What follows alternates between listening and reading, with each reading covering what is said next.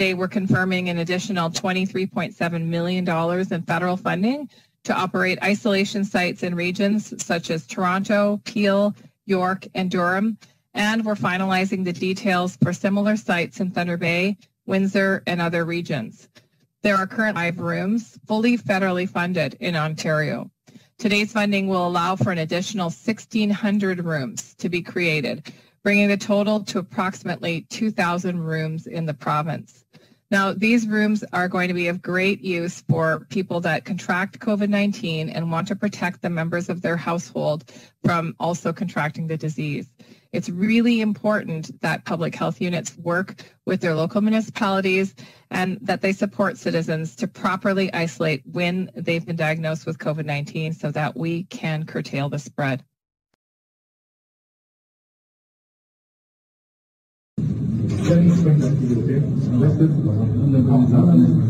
Calm down. Third day, you don't know, I don't know when my flight is to get out of here. I've never committed a goddamn crime. No, you're not a criminal. That's not it.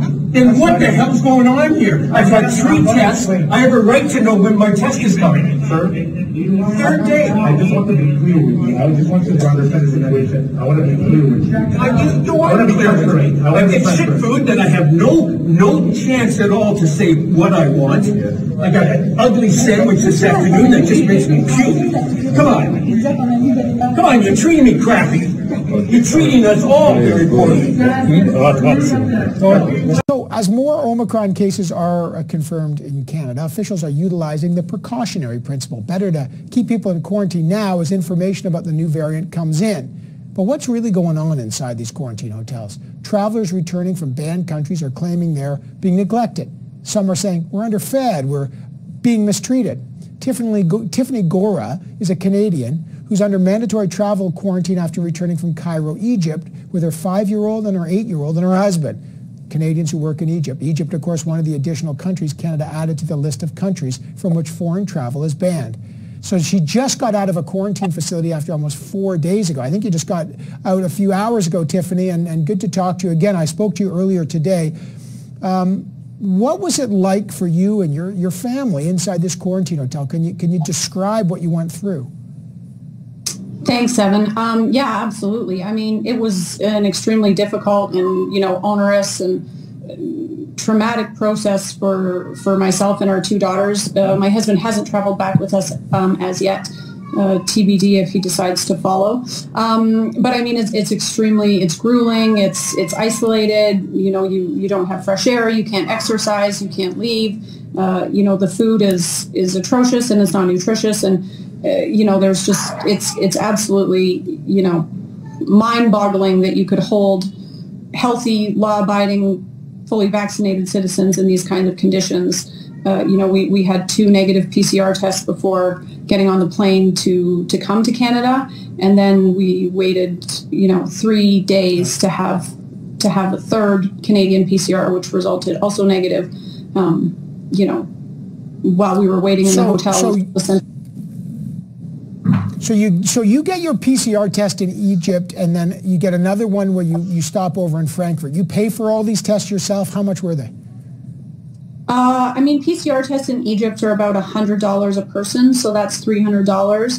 And we needed quick turnaround in Frankfurt, so we had 1.5-hour tests, which are about 179 euros a piece. So it's an extremely large expense for a family, for sure. So the government didn't cover those. We'd heard that they would be covered, but those aren't covered. Then you get to Calgary. You get to this quarantine hotel. You're double vaccinated. You had your PCR test. You wrote on Facebook, the food's horrible. It arrives cold. It has limited nutritional value. No fruit and vegetables outside of potatoes. You basically got tap water and a little coffee. For the kids are going stir crazy, you wrote. No fresh air, no physical activities. We're doing yoga and schoolwork. I bought a few card games, but only you can fill so many hours.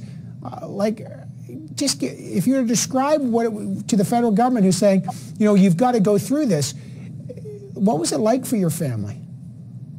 I mean, it's difficult for a family. It's difficult for travelers. I mean, mentally, physically, you come off a long flight. In our case, we flew for 30 hours, and then, you go back into these kinds of situations. Like I said, we're law-abiding citizens. We've quarantined at our home numerous times in the past. We understand what the government is trying to do. Don't necessarily agree with the xenophobic approach that they've taken to targeting these 10 countries. I think in 2021, almost 2022, it's crazy to think that any variant of COVID comes from a single country or a single source, be it one or be it 10. We live in a global reality.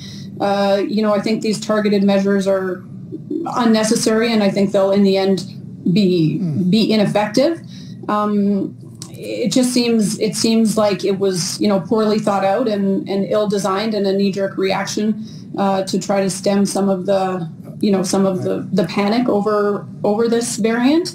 This isn't the first variant. It's the 9th variant of interest. It's, how many times are we going to go through this? And to strand travelers overnight. I mean, I'm an expatriate. I live abroad. I'm well educated. I'm nimble. I'm fairly young. That's not the case. There are elderly travelers in the airport who came off of Nile cruises, and they don't have Wi-Fi connectivity. And these are things that are difficult for people to manage when the rules change overnight.